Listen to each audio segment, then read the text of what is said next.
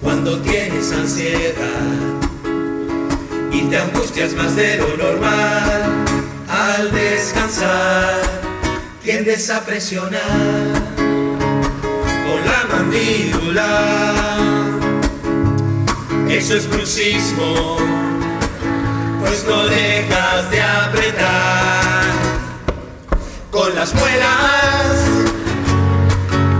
y vas gastando el esmalte